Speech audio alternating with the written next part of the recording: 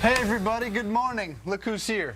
Molly Line. Very excited to be here. Quick flight from Boston. Here we are in the big city, beautiful New York. Welcome. Great to have you here. Alisyn Camerot off hitting the ski slopes today. A lot to get to today. In fact, we were talking yesterday about the Wisconsin protests, and we're following what yesterday it managed to turn into a fever.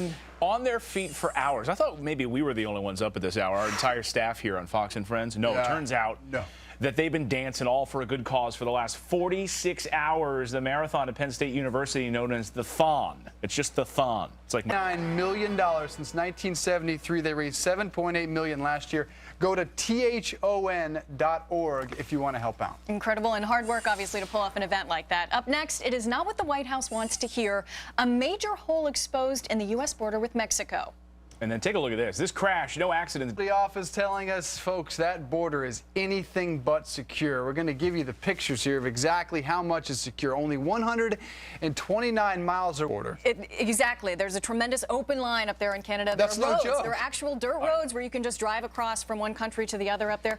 But it is true that on the southern border is having a big uptick in violence, which is causing some of the problems and some of the attention and all of these statistics coming out and all the research that needs to be done so we can address the problem. Yeah. So we'll see what you think about that. Friends at foxnews.com. What should the government be doing to secure our borders? Are they doing enough? Now it's time for headlines. Yes, it could be another nuclear threat from North Korea. And it gives a whole new meaning to getting smashed. A drunk driver plowing right through the front of a Massachusetts liquor store. Take a look. God. But it was moving. But it was moving and fake, by the way. That was pretty cool. I think the Clippers were nervous, though, because that kid missed the whole year last year with a broken kneecap, so they were probably nervous he was going to do it again. Meanwhile, a tough day for top. That's Jamie McMurray. He's the defending champ there. Talked to us last year on this very day, so he feels there's some good karma going on, thanks to Samantha Lamarca for getting that work done down there. She's going to have fun. Big race. It's interesting. It's kind of a team sport. You didn't think those little dogs were covered? I don't think they're covered, buddy. It had to be 20 pounds. They're Yeah, so young, maybe their owners pounds. didn't get to it yet. Well, it's the little yipping dogs. Apparently, it might not be covered under the dog insurance. Molly Line is here. Look, boys and girls. Dave Briggs, I'm Clayton Morris, and all eyes on Wisconsin this morning, Dave. That's right. I know you're from Boston. We got the Boston connection. I wore the Red Sox cufflinks for you. Very nice. I'm sure it's making a lot of Boston folks happy this morning. And a lot of other people angry.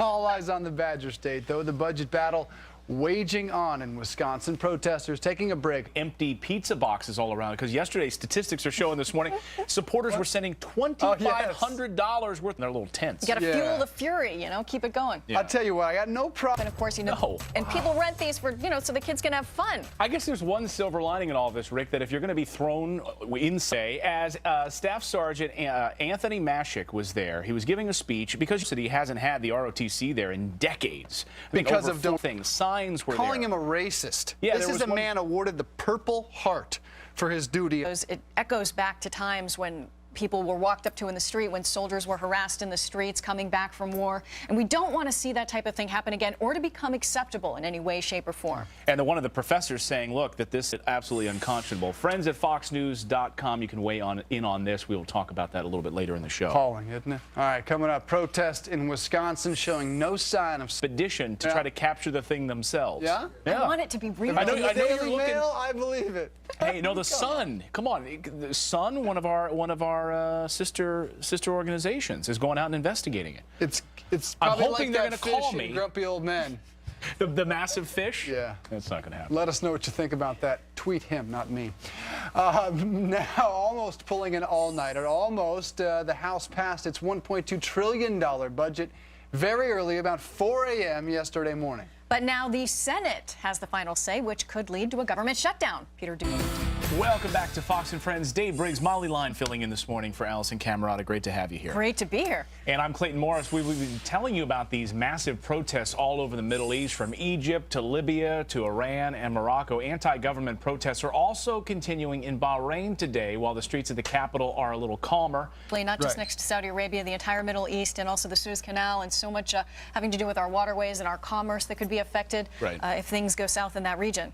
Absolutely. So let us know what you think about this, and also on social networks too. A lot of people writing us and saying they've got family members there. They're able to hear from their family members over there right now, because the government has shut down a lot of the different social networks, and people are having to call in using their cell phones to tweet, using things like Shout-O-Matic or like dialing in and calling. So they're not actually online anymore. They're using their old cell phones or ham radios. Even in the most closed societies now, with technology and the way things have advanced, they can still get their messages out.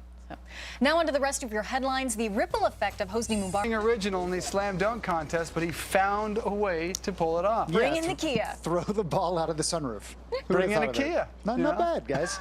We'll see what they do next. Not the tone being struck in Wisconsin, not in Idaho. An interesting question posed by the New York Times. Soon to spread all over the country, just like we saw in the Middle East. These protests spread everywhere. Will they spread? And that's why we're seeing groups like Organizing for America, the AFL-CIO. Is that why it's become a national issue, not a local issue?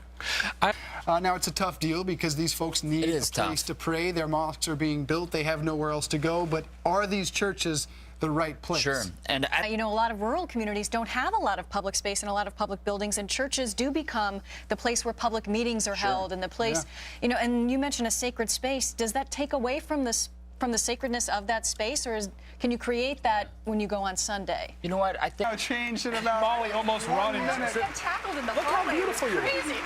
So this is the Oscar look, and this is how you'd look following working out like that. Exactly. For a minute 30, I feel, you know, and then the quick change was a workout in its own. And we'll have some tips on posing, how to make it look so you're not, you know, adding 10 pounds. You can actually stand a certain way.